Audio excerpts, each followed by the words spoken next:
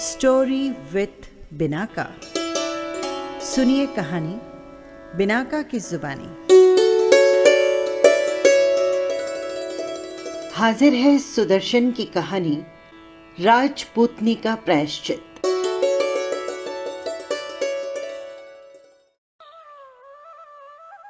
कुंवर विरमदेव कलानौर के राजा हरदेव सिंह के पुत्र थे।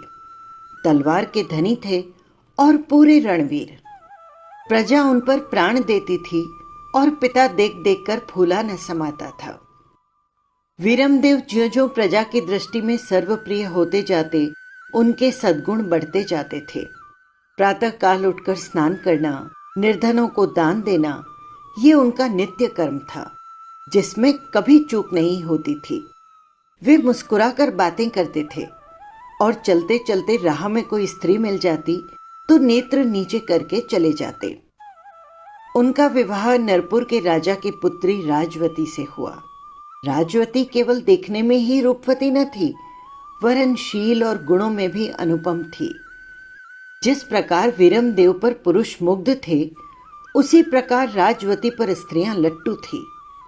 कलानौर की प्रजा उनको चंद्र सूर्य की जोड़ी कहती। वर्षा के दिन थे, भूमि के चप्पे चप्पे से सुंदरता निछावर हो रही थी। वृक्ष हरे भरे थे, नदी नाले उमड़े हुए थे। वीरमदेव सफलगढ़ की विजय प्राप्त करके प्रफुल्लित मन से वापस लौट रहे थे। सम्राट अलाउद्दीन ने उनके स्वागत के लिए बड़े समारोह की तैयारी की थी। नगर के बाजार सजे हुए थे, छज्जों पर स्त्रियां थीं, दरबार के अमीर अगवानी को उपस्थित थे। वीरमदेव उत्पल बदन से सलाम लेते हुए दरबार में पहुंचे। उनका तेजस्वी मुखमंडल और विजयी चाल ढाल देखकर अलाउद्दीन का हृदय बदल गया, परंतु वो प्रकट में हंसकर बोला, वीरमदेव, तुम्हारी वीरता ने हमारे मन में घर कर लिया है। इस विजय पर तुमको बहुत बधाई। वीरमदेव को इससे प्रसन्नता नहीं हुई। हथ ये बात किसी सजातीय के मुंह से निकलती, ये बधाई किसी राजपूत की ओर से होती तो कितना आनंद आता। मन में विचार आया कि मैंने ये क्या किया। वीरता से विजय प्राप्त की, लेकिन दूसरों के लिए। युद्ध में विजयी हुआ, लेकिन सिर झुकाने के लिए। इस विचार से मन में ग्लानि उत्पन्न हुई, परंतु आंख ऊंची की तो दरबारी उनकी ओर ईर्ष्या से देख रहे थे और आदर पुरस्कार पांव में बिछ रहे थे। वीरमदेव ने सिर झुकाकर उत्तर दिया, हुजूर का अनुग्रह है, मैं तो निर्बल व्यक्ति हूं। बादशाह ने कहा, नहीं, तुमने वास्तव में वीरता का काम किया है। हम तुम्हें जागीर देना चाहते हैं। वीरमदेव ने सविनय कहा, मेरी एक प्रार्थना है, कहो। कैदियों में एक नवयुवक राजपूत जीत सिंह है, जो पठानों की ओर से हमारे साथ लड़ा था। वो है तो शत्रु, लेकिन अत्यंत वीर है। मैं उसे अपने पास रखना चाहता हूं। अलाउद्दीन ने मुस्कुराकर उत्तर दिया, मामूली सी बात है, वो कैदी हमने तुम्हें बख्शा। 2 वर्ष पश्चात वीरमदेव कलानौर को वापस लौटे तो मन उमंगों से भरा हुआ था। राजवती से मिलने के हर्ष में पिछले सारे दुख वो भूल चुके थे। तेज चलने वाले पक्षी की तरह उमंगों के आकाश में वे उड़े चले जाते थे। मातृभूमि के पुनः दर्शन होंगे। जिस मिट्टी से शरीर बना है, वो फिर आंखों के सम्मुख होगी। मित्र बंधु स्वागत करेंगे, बधाइयां देंगे। उनके शब्द जिह्वा से नहीं, हृदय से निकलेंगे। पिता प्रसन्न होंगे, पत्नी द्वार पर खड़ी होगी। ज्यों ज्यों कलानौर निकट आ रहा था, हृदय की आग भड़क रही थी। स्वदेश का प्रेम हृदय पर जादू का प्रभाव डाल रहा था, मानो पांव को मिट्टी की जंजीर खींच रही थी। एक पड़ाव शेष था कि वीरमदेव ने जीत सिंह से हंसकर कहा, आज हमारी पत्नी बहुत व्याकुल हो रही होगी। जीत सिंह ने सुना तो चौंक पड़ा और आश्चर्य से पूछा, आप विवाहित हैं क्या? वीरमदेव ने बेपरवाही से उत्तर दिया। हाँ, मेरे विवाह को 5 वर्ष हो गए। जीत सिंह का चेहरा लाल हो गया। कुछ क्षणों तक वो चुप रहा, परंतु फिर न सह सका। क्रोध से चिल्लाकर बोला, बड़े हृदय शून्य हो, मैं तुम्हें ऐसा न समझता था। वीरमदेव कल्पना के जगत में सुख के महल बना रहा था। ये सुनकर उसका स्वप्न टूट गया। घबराकर पूछा, जीत सिंह, ये क्या कहते हो?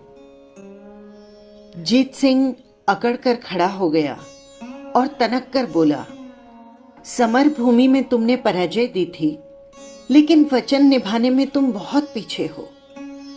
बाल्यावस्था में मेरी तुम्हारी प्रतिज्ञा हुई थी, वो मेरे हृदय में वैसी की वैसी बनी हुई है, परंतु तुमने अपने पतित हृदय की तृप्ति के लिए एक नया बाग और नया पुष्प चुन लिया है। अब से पहले मैं समझता था कि मैं तुमसे पराजित हुआ, लेकिन अब मेरा सिर ऊंचा है, क्योंकि तुम मुझसे कई गुना अधिक नीचे हो। पराजय लज्जा है, लेकिन प्रेम की प्रतिज्ञा को पूरा न करना पतन का कारण है। वीरमदेव ये सुनकर सन्नाटे में आ गया और आश्चर्य से बोला, तुम कौन हो? मैंने अभी तक तुम्हें नहीं पहचाना। मैं सुलक्षणा हूं। वीरमदेव के नेत्रों से पर्दा हट गया और उनको वो अतीत काल स्मरण हुआ जब वे दिन रात सुलक्षणा के साथ खेलते रहते थे, इकट्ठे फूल चुनते, इकट्ठे मंदिर जाते और इकट्ठे पूजा करते थे। चंद्रदेव की शुभ ज्योत्सना में वे एक स्वर से मधुर गीत गाया करते थे और प्रेम की प्रतिज्ञाएं किया करते थे। लेकिन अब वे दिन बीत चुके थे। सुलक्षणा और वीरमदेव के मध्य एक विशाल नदी का पाट था। सुलक्षणा ने कहा, वीरमदेव, प्रेम के पश्चात दूसरा दर्जा प्रतिकार का है। तुम प्रेम का अमृत तो पी चुके हो, अब प्रतिकार के विषपान के लिए अपने होठों को तैयार कर लो। वीरमदेव उत्तर में कुछ कहना चाहते थे, लेकिन सुलक्षणा क्रोध से होठ चबाती हुई खेमे से बाहर निकल गई और वीरमदेव चुपचाप बैठे रह गए। दूसरे दिन कलानौर के दुर्ग में घनगर्ज शब्द ने नगरवासियों को ये सूचना दी कि वीरमदेव आ रहे हैं, स्वागत की तैयारियां करो। हरदेव सिंह ने पुत्र का मस्तक चूमा। राजवती आरती का थाल लेकर द्वार पर आई और वीरमदेव ने धीरता से झूमते हुए दरवाजे में प्रवेश किया। परंतु अभी आरती भी न उतर पाई कि एक बिल्ली टांगों के नीचे से निकल गई और थाल भूमि पर आ गिरा। राजवती का हृदय धड़क गया और वीरमदेव को पूर्व की घटना याद आ गई। अभी सफलगढ़ की विजय पुरानी नहीं हुई थी। अभी वीरमदेव की वीरता की साख लोगों को भूलने न पाई थी कि कलानौर को अलाउद्दीन के सिपाहियों ने घेर लिया। लोग चकित थे, परंतु वीरमदेव जानते थे कि ये आग सुलक्षणा की लगाई हुई है। कलानौर यद्यपि दुर्ग था, परंतु इससे वीरमदेव ने मन नहीं हार दिया। सफलगढ़ की नूतन विजय से उसके साहस बढ़े हुए थे। अलाउद्दीन पर उसको असीम क्रोध था। मैंने उसकी कितनी सेवा की, कितनी दूर की कठिन यात्रा करके पठानों से दुर्ग छीन कर दिया। अपने प्राण के समान प्यारे राजपूतों का रक्त पानी की तरह बहा दिया और उसके बदले जागीरों के स्थान पर यह अपमान प्राप्त हुआ। लेकिन राजवती को सफलगढ़ की विजय और वीरमदेव के आगमन से इतनी प्रसन्नता न हुई थी जितनी आज हुई। आज उसके नेत्रों में आनंद की झलक थी और चेहरे पर अभिमान तथा गौरव का रंग। वीरमदेव भूले हुए थे अलाउद्दीन ने उन्हें शिक्षा देनी चाहिए। पराधीनता की विजय से स्वाधीनता की पराजय सहस्त्र गुना अच्छी है। पहले उसे ग्लानि युक्त प्रसन्नता थी, अब हर्ष युक्त भय। पहले मन रोता था, परंतु आंखें छिपाती थी। आज हृदय हंसता है और आंखें मुस्कुराती है। वो इठलाती हुई पति के सम्मुख गई और बोली, क्या संकल्प है? वीरमदेव जोश और क्रोध से दीवाने हो रहे थे। वे चिल्लाकर बोले, मैं अल्लाउद्दीन के दांत खट्टे कर दूंगा। राजीमती ने कहा, जीवननाथ, आज मेरे उजड़े हुए हृदय में आनंद उमड़ रहा है। क्यों? क्योंकि आज आप स्वाधीन राजपूतों की तरह बोल रहे हैं। आज आप वे नहीं हैं जो 15 दिन पहले थे। उस समय और आज में महान अंतर हो गया है। उस दिन आप पराधीन वेतनग्राही थे, आज एक स्वाधीन सिपाही हैं। उस दिन आप शाही प्रसन्नता के अभिलाषी थे, आज उसके समान स्वाधीन हैं। उस दिन आपको सुख और संपत्ति की आकांक्षा थी, आज आन की धुन है। उस समय आप नीचे जा रहे थे, आज आप ऊपर उठ रहे हैं। राजवती के ये गौरव भरे शब्द सुन वीरमदेव उछल पड़े और राजवती को गले लगाकर बोले, राजवती, तुम्हारे ये शब्द रण क्षेत्र में मन को उत्साह दिलाते हुए मुझे लड़ाएंगे। अब दुर्ग तुम्हारे अर्पण है। दुंदुभी पर चोट पड़ी, राजपूतों के दिन खिल गए। माताओं ने पुत्रों को हंसते हुए विदा किया, बहनों ने भाइयों को तलवारें बांधी, पत्नियां स्वामियों से हंस हंस कर गले मिली, लेकिन मन में उद्विग्नता भरी थी। कौन जाने फिर मिलाप हो या न हो। दुर्ग के कुछ अंतर नदी बहती थी। राजपूत उसके तट पर डट गए। सेनापति का मत था कि हमको नदी के पार रहकर शाही सेना को पार होने से रोकना चाहिए, लेकिन वीरमदेव जोश में पागल हो रहे थे। उन्होंने कहा, हम नदी के उस पार शाही सेना से युद्ध करेंगे और सिद्ध कर देंगे कि राजपूतों का बाहुबल शाही सेना की शक्ति से कहीं अधिक है। राजपूतों ने महादेव के जयकारे लगाते हुए नदी को पार किया और वे शाही सेना से जुट गए। राजपूत शाही सेना की अपेक्षा थोड़े थे, लेकिन उनके साहस बढ़े हुए थे और राजपूत बराबर आगे बढ़ रहे थे। ऐसा प्रतीत होता था मानो शाही सेना पर राजपूत की निर्भीकता और वीरता ने जादू कर दिया है। लेकिन ये अवस्था अधिक समय तक स्थिर न रह पाई। शाही सेना राजपूतों की अपेक्षा कई गुना अधिक थी, इसीलिए संध्या होते होते पासा पलट गया। राजपूतों को नदी के इस पार आना पड़ा। इसमें वीरमदेव को बहुत आघात पहुंचा। उन्होंने रात को एक ओजस्विनी वक्तृता दी और राजपूतों के पूर्वजों के साखे सुना सुनाकर उनको उत्तेजित किया। इसका परिणाम ये हुआ कि राजपूतों ने क्रुद्ध शेरों के समान तैरकर दूसरे दिन नदी पार करने की प्रतिज्ञा की। परंतु मनुष्य सोचता कुछ है, परमात्मा की कुछ और ही इच्छा होती है। इधर ये विचार हो रहे थे, उधर मुसलमान भी सोए न थे। उन्होंने कलमा पढ़कर कस्में खाई कि मरते मरते मर जाएंगे, लेकिन पीठ न दिखाएंगे। मुट्ठी भर राजपूतों से हारना सख्त कायरता है। लोग क्या कहेंगे? ये लोग कहेंगे कि भय लोगों से बहुत कुछ करवा देता है। प्रातः काल हुआ तो लड़ाके वीर फिर आमने सामने हुए और लोहे से लोहा बजने लगा। वीरमदेव की तलवार गजब ढा रही थी। वे जिधर सिर झुकाते पूरे के पूरे साफ कर देते। उनकी रण दक्षता से राजपूत सेना प्रसन्न हो रही थी, लेकिन मुसलमानों के हृदय बैठे जा रहे थे। ये मनुष्य है या देव जो न मृत्यु से भय खाता है, न घावों से भय खाता है और न ही घावों से पीड़ित होता है। जिधर झुकता है विजय लक्ष्मी फूलों की वर्षा करती है। जिधर जाता है सफलता साथ हो जाती है। इससे युद्ध करना लोहे के चने चबाना है। शाही सेना नदी के दूसरे पार चली गई। वीरमदेव ने राजपूतों के बढ़े हुए साहस देखे तो गदगद हो गए।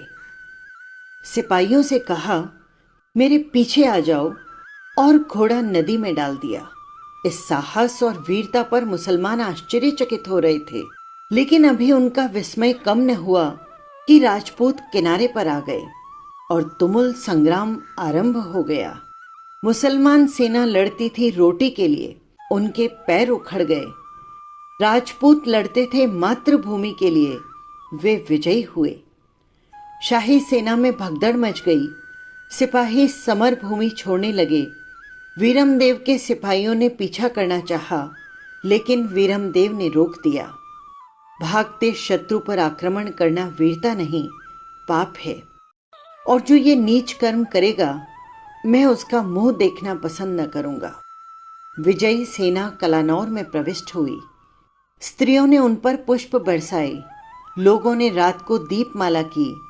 राजवती ने मुस्कुराती हुई आंखों से वीरमदेव का स्वागत किया और उनके कंठ में विजयमाला डाल दी। वीरमदेव ने राजमती को गले लगा लिया और कहा, मुझे तुझ पर मान है, तू राजपूतनियों में सिरमौर है। इस पराजय ने अलाउद्दीन के हृदय की भड़कती अग्नि पर तेल का काम किया। उसने चारों ओर से सेना एकत्रित की और 40,000 मनुष्यों से कलानौर को घेर लिया। वीरमदेव अब मैदान में निकलकर लड़ना नीति विरुद्ध समझकर दुर्ग में ही बैठे रहे। दुर्ग बहुत ऊंचा और दृढ़ था, उसमें प्रवेश करना असंभव था। शाही सेना ने पड़ाव डाल दिया और वो रसद के समाप्त होने की प्रतीक्षा करने लगे। 7 माह व्यतीत हो गए। शाही सेना निरंतर डेरा डाले पड़ी रही। दुर्ग में रसद घटने लगी। वीरमदेव ने राजवती से कहा, प्रिय, अब क्या होगा? राजमती बोली, आपका क्या विचार है? वीरमदेव ने उत्तर दिया, शाही सेना बहुत अधिक है, इससे छुटकारा पाना असंभव है। परंतु ये सब युद्ध मेरे लिए है। गेहूं के साथ घुन भी पिसेंगे। ये क्यों? राजवती ने आश्चर्य से सिर ऊपर किया और बोली, ये क्या जीवननाथ, क्या शाही सेना आपको पाकर दुर्ग की ईंट न बजा देगी? वीरमदेव ने ठंडी सांस भरी और कहा, अलाउद्दीन कलानौर नहीं वरन मुझे चाहता है, और यदि वो आपको प्राप्त कर ले तो क्या दुर्ग पर अधिकार न जमाएगा? ये नहीं कहा जा सकता। हाँ, यदि मैं अपने आप को शाही सेना के अर्पण कर दूं तो संभव है कि वो सेना हटा ली जाए। राजमती ने मन ही मन सोचा, यदि कनालौर को भय नहीं तो हमारे लिए इतना रक्त बहाने की क्या आवश्यकता है? वीरमदेव ने कहा, प्रिय, तुम एक राजपूत स्त्री हो। राजपूत मरने मारने को उद्यत रहते हैं, जाति पर प्राण निछावर कर सकते हैं। मैं तुम्हारी वीरता की परीक्षा करना चाहता हूं। राजवती ने संदेह भरी दृष्टि से पति की ओर देखा और धीमे से कहा, मैं तैयार हूं। वीरमदेव ने कुछ देर सोचकर कहा, इस युद्ध को समाप्त करना तुम्हारे वश में है। राजमती समझ न सकी कि इसका क्या अभिप्राय है। वो चकित सी होकर बोली, किस तरह? तुम्हें अपनी सबसे अधिक प्रिय वस्तु बलिदान करनी होगी। वो क्या? मुझे गिरफ्तार करा दो, सारे निर्दोष बच जाएंगे। राजवती का कलेजा हिल गया। रोकर बोली, प्राणनाथ, मेरा मन कैसे मानेगा? राजपूत की आन निभाओ, आपकी इच्छा सिर आंखों पर, लेकिन ये बोझ असह्य है।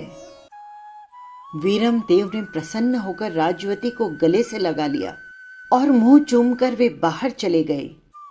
राजवती भूमि पर लेटकर रोने लगी। 2 घंटे के पश्चात दुर्ग में एक तीर गिरा, जिसके साथ एक कागज लिपटा हुआ था। हरदेव सिंह ने खोलकर देखा। लिखा था, हम सिवा वीरमदेव के कुछ नहीं चाहते, उसे पाकर तत्काल घेरा हटा दिया जाएगा। ये पढ़कर हरदेव का हृदय सूख गया। वीरमदेव को बुलाकर बोले, वीरम, क्या तुमने मुसलमान सेना को कोई संदेश भेजा था? हाँ, क्या उत्तर आ गया है? हरदेव सिंह ने कागज वीरमदेव को दे दिया और फूट फूट कर रोने लगे। रोते रोते बोले, बेटा, ये क्या, तुमने ये क्या संकल्प किया है? क्या अपने आप को गिरफ्तार करा दोगे? वीरमदेव ने उत्तर दिया, पिताजी, ये सब कुछ केवल मेरे लिए है। यदि आन का प्रश्न होता, दुर्ग की रक्षा का प्रश्न होता, तो बच्चा बच्चा न्यौछावर हो जाता, मुझे आशंका न थी। लेकिन अब चुप कैसे रहूं? ये सब रक्तपात केवल मेरे लिए है और ये मैं नहीं सह सकता। उस रात्रि के अंधकार में दुर्ग का फाटक खुला और वीरमदेव ने अपने आप को मुसलमान सेनापति के अर्पण कर दिया। प्रातःकाल सेना ने दुर्ग का घेराव हटा लिया। स्त्री का हृदय भी कितनी विचित्र वस्तु है। वो आज प्यार करती है, कल दुत्कार देती है। प्यार की खातिर स्त्री सब कुछ करने को तैयार हो जाती है, परंतु प्रतिकार के लिए उससे भी अधिक भयानक कर्म कर बैठती है। सुलक्षणा असामान्य स्त्री थी। उसके हृदय में बाल्यावस्था से ही वीरमदेव की मूर्ति विराज रही थी। उसे प्राप्त करने के लिए वो पुरुष के वेश में पठानों के साथ मिलकर वीरमदेव की सेना से लड़ी और इस वीरता से लड़ी कि वीरमदेव उस पर मुग्ध हो गए। परंतु जब उसे पता चला कि मेरा स्वप्न भंग हो गया है, तो उसने क्रोध के वशीभूत भयंकर कर्म करने का निश्चय कर लिया। अनेक यत्नों के पश्चात वो अलाउद्दीन के पास जा पहुंची। अलाउद्दीन पर जादू हो गया। सुलक्षणा अतीव सुंदरी थी। अलाउद्दीन विलासी मनुष्य था। प्रेम कटारी चल गई। सुलक्षणा ने जब देखा कि अलाउद्दीन बस में है, तो उसने प्रस्ताव किया कि यदि आप वीरमदेव का सिर मंगवा दें तो मैं आपको और आपके दीन को स्वीकार करूंगी। अलाउद्दीन ने इसे स्वीकार किया और इसके बदले में सुलक्षणा ने निवास के लिए पृथक महल खाली कर दिया। 8 मास के पश्चात सुलक्षणा के पास संदेश पहुंचा कि कल प्रातः वीरमदेव का सिर उसके पास पहुंच जाएगा। सुलक्षणा ने शांति की सांस ली। अब प्रेम की प्यास बुझ गई। उसने मुझे तुच्छ समझकर ठुकराया था, मैं उसके सिर को ठोकर मारूंगी। वीरमदेव ने मुझे तुच्छ स्त्री समझा था, लेकिन ये विचार न किया कि स्त्री देश भर का नाश कर सकती है। प्रेम भयानक है, लेकिन प्रतिकार उससे भी अधिक भयानक है। सुलक्षणा हंसी और इस हंसी में प्रतिकार का निर्दय भाव छुपा हुआ था। विचार आया, मरने से पहले एक बार उसे देखना चाहिए। वो उस दुर्दशा में लज्जित होगा, सहायता के लिए प्रार्थना करेगा।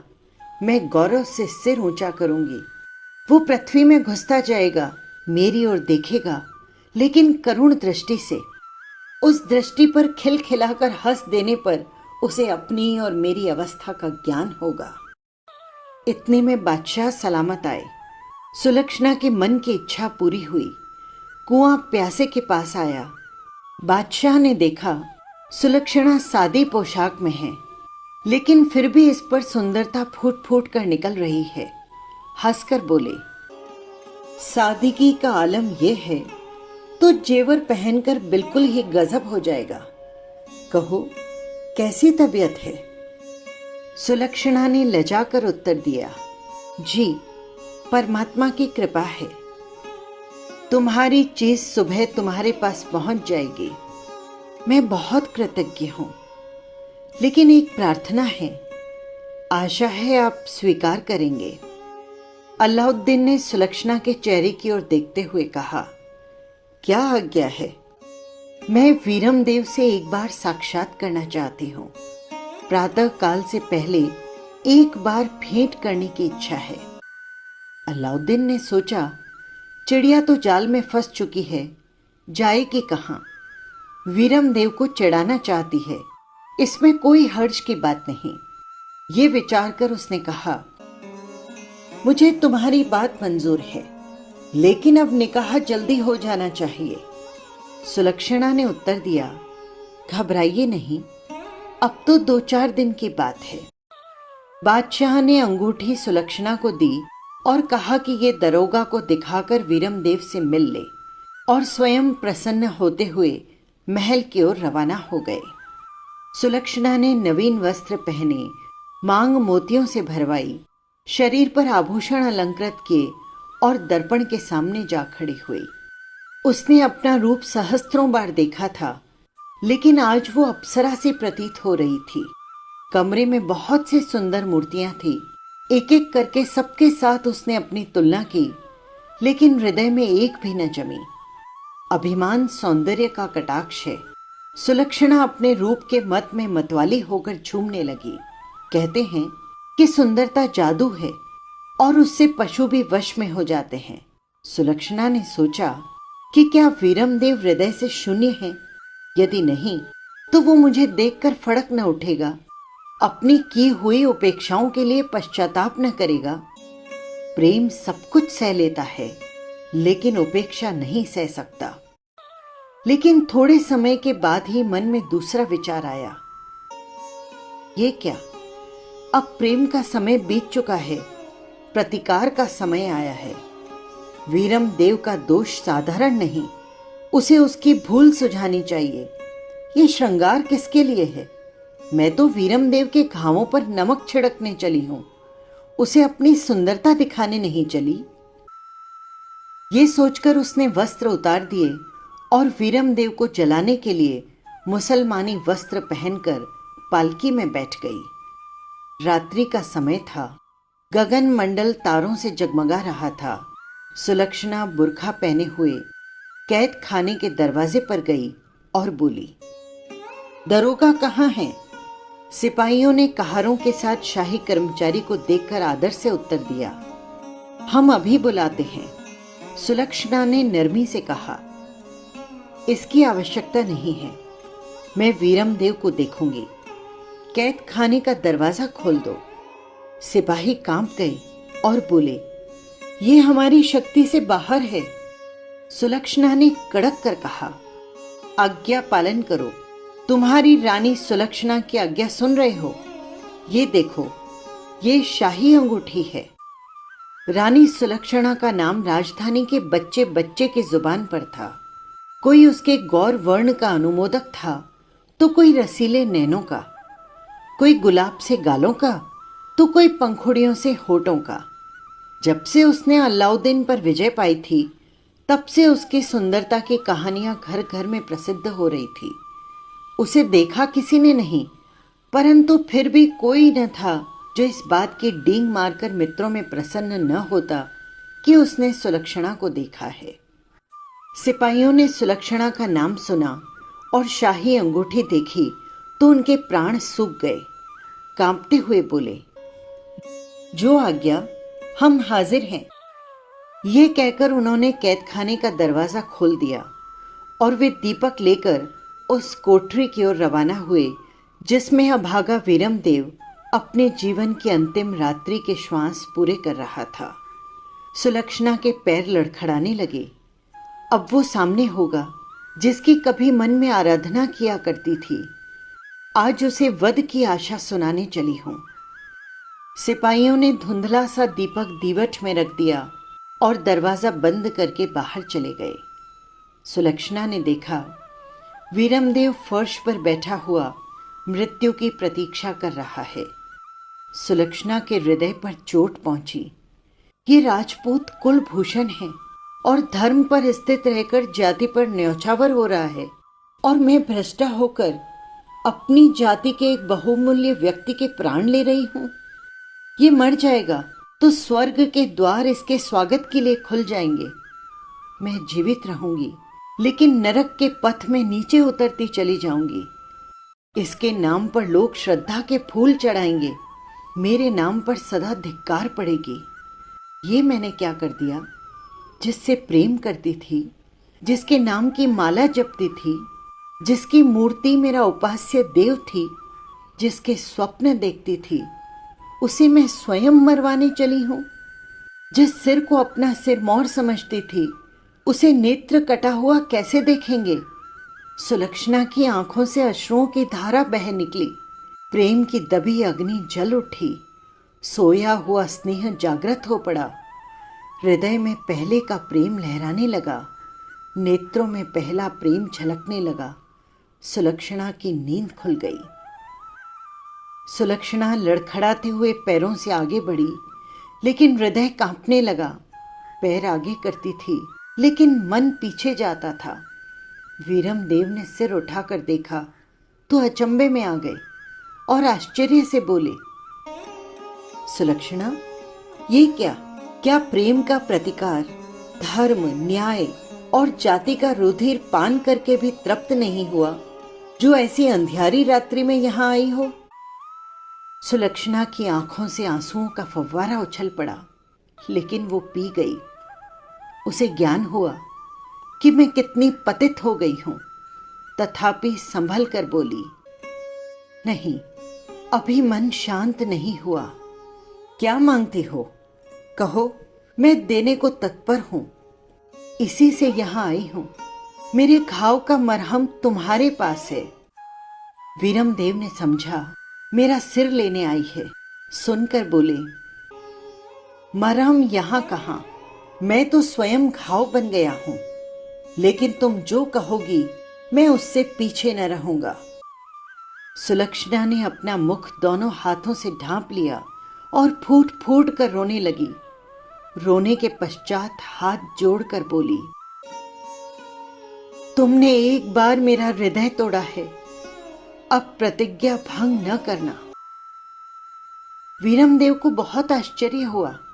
उन्होंने मन में सोचा, हो न हो, ये अपने किए पर लज्जित हो रही है और ये बचाव का उपाय ढूंढती है। आश्चर्य नहीं, मुझसे क्षमा मांगती हो। गंभीरता से पूछा, क्या चाहती हो?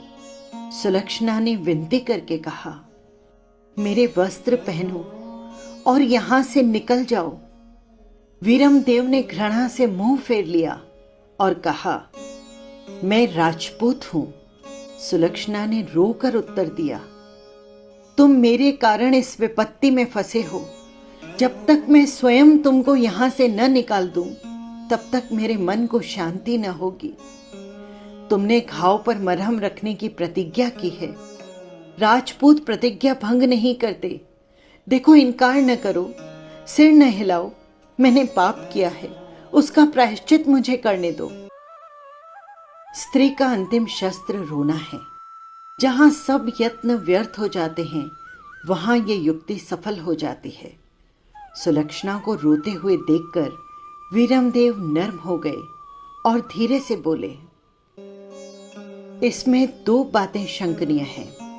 पहली तो ये कि तुम मुसलमान हो चुकी हो, ये वस्त्र मैं नहीं पहन सकता। दूसरा ये कि मैं निकल गया तो मेरी विपत्ति तुम पर टूट पड़ेगी। सुलक्षणा ने उत्तर दिया, मैं अभी तक अपने धर्म पर स्थित हूं। ये वस्त्र मैंने तुम्हें जलाने के लिए पहने थे, परंतु अब अपने पर लज्जित हूं, इसलिए तुम्हें ये शंका नहीं होनी चाहिए। और दूसरी बात, मुझे तनिक भी कष्ट न होगा। मैं सहज ही प्रातःकाल यहां से छूट जाऊंगी। सुलक्षणा ने झूठ बोला था, परंतु ये झूठ अपने आप के लिए नहीं, दूसरे के लिए बोला था। ये पाप था, लेकिन जिस पर सैकड़ों पुण्य निछावर किए जा सकते हों, वीरमदेव को विवश होकर उसके प्रस्ताव से सहमत होना पड़ा। जब उन्होंने वस्त्र बदल लिए तो सुलक्षणा ने कहा, ये अंगूठी दिखा देना। वीरमदेव बुर्का पहने निकले।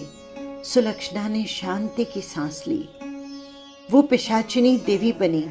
वीरमदेव बुर्का पहनकर निकले। सुलक्षणा ने शांति की श्वास ली। वो पिशाचिनी से देवी बनी। बुराई और भलाई में सिर्फ एक पग का अंतर है। सुलक्षणा की आंखें अब खुली और उसे ज्ञान हुआ कि मैं क्या करने चली थी। कैसा घोर पाप, कैसा अत्याचार। राजपूतों के नाम को कलंक लग जाता, आर्य स्त्रियों का गौरव मिट जाता, सीता रुक्मणी की आन जाती रहती। क्या प्रेम का परिणाम कर्म धर्म का विनाश है? क्या जो प्रेम करते हैं वो हत्या भी कर सकते हैं? क्या जिसके मन में प्रेम के फूल खिलते हैं वहां उजाड़ भी हो सकता है? क्या जहां प्रीति की चांदनी खिलती है जहां आत्म बलिदान के तारे चमकते हैं वहां अंधकार भी हो सकता है। जहां स्नेह की गंगा बहती है, जहां स्वार्थ त्याग के तरंगे उठती है, वहां रक्त की पिपासा भी रह सकती है। जहां अमृत हो वहां विष की क्या आवश्यकता है। जहां माधुर्य हो वहां कटुता का निवास क्यों कर। स्त्री प्रेम करती है सुख देने के लिए, मैंने प्रेम किया सुख लेने के लिए। प्रकृति के प्रतिकूल कौन चल सकता है। मेरे भाग्य फूट गए, परंतु जिनसे मेरा प्रेम है उनका क्यों बाल बांका हो। प्रेम का मार्ग विकट है, इस पर चलना बिरले मनुष्य का ही काम है। जो अपने प्राणों को हथेली पर रख ले वो प्रेम का अधिकारी है। जो संसार के कठिन से कठिन काम करने को उद्यत हो वो प्रेम का अधिकारी है।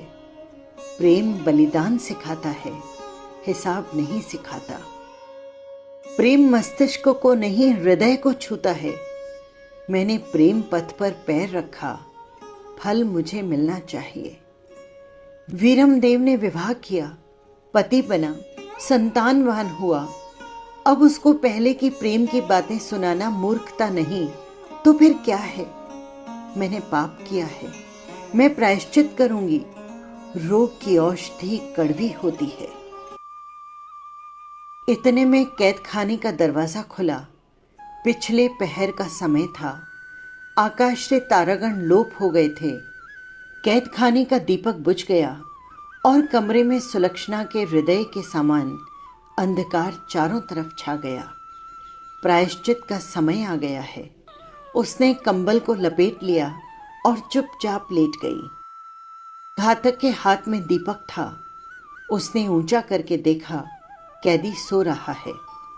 पाप कर्म अंधकार में ही किए जाते हैं। जल्लाद धीरे धीरे आगे बढ़ा और सुलक्षणा के पास बैठ गया। उसने कंबल सरकाकर उसका गला नंगा किया और उस पर छुरी फेर दी। सुलक्षणा ने अपने रक्त से प्रायश्चित किया। आप मरकर हृदयेश्वर को बचाया। जिसके रुधिर की प्यासी हो रही थी, जिसकी मृत्यु पर आनंद बनाना चाहती थी, उसकी रक्षा के लिए सुलक्षणा ने अपना जीवन न्यौछावर कर दिया। प्रेम के खेल कितने निराले होते हैं। पिछले प्रहर का समय था। उषा काल की पहली रेखा आकाश पर फूट पड़ी। जल्लाद सिर लपेटे हुए अलाउद्दीन के पास पहुंचा और झुक कर बोला, वीरमदेव का सिर हाजिर है। अलाउद्दीन ने कहा, कपड़ा हटाओ। जल्लाद ने कपड़ा हटाया। एक बिजली सी क्रौंद गई। अलाउद्दीन कुर्सी से उछल पड़ा। ये वीरमदेव का नहीं, सुलक्षणा का सिर था। अलाउद्दीन बहुत हताश हुआ। कितने समय के पश्चात आशा की श्यामल भूमि सामने आई थी, परंतु देखते ही देखते निराशा में बदल गई। राजपूतनी के प्रतिकार का कैसा हृदय वेधक दृश्य था।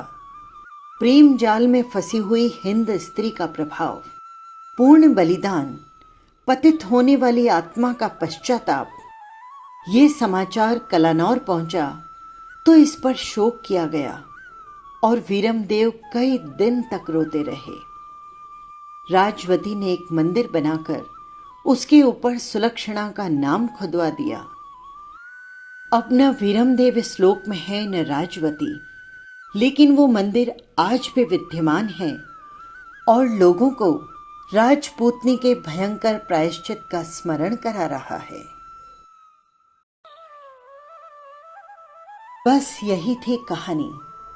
आपको कैसी लगी कमेंट बॉक्स में ज़रूर लिखिएगा। और हाँ, यदि आपने चैनल को सब्सक्राइब नहीं किया है तो कर लीजिएगा, जिससे हर कहानी सबसे पहले पहुंच सके आप तक। फिर मिलेंगे किसी नई कहानी के साथ। नमस्कार।